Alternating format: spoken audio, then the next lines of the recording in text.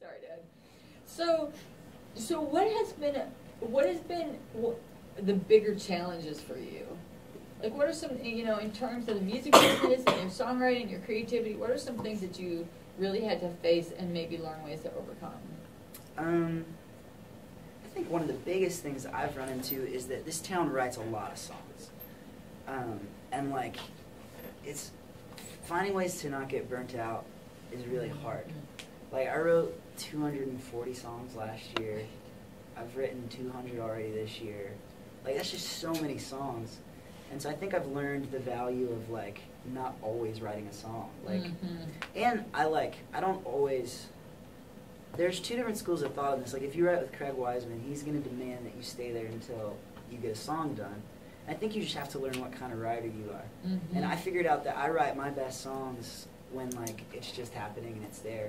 And I don't write my best songs by punching the wall and, like, banging my head until I get it. And so I just, like, if it's not coming, I just stop for however long you want to, or don't come back, or do whatever. But you have to figure out which rhythm works for you so that you don't get burnt out.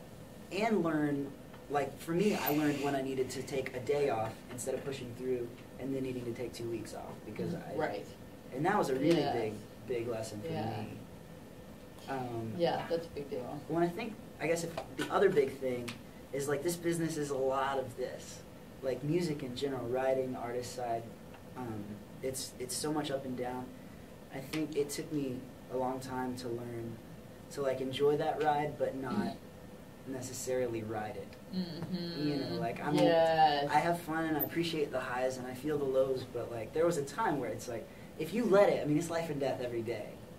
Like, you go from, I can't tell you how many times this year I went from having the first single to, like, the song's not on the record now. And I don't know how that happened, but it does. It happens all the time.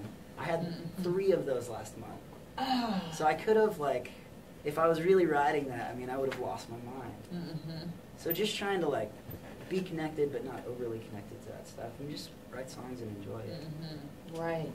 So back to the, like maybe stopping if it's not working out. Like, it's not, I have a couple questions about that, because obviously, like, 200 times since January 1st, you have, like, written a song, right? 200 times since January 1st.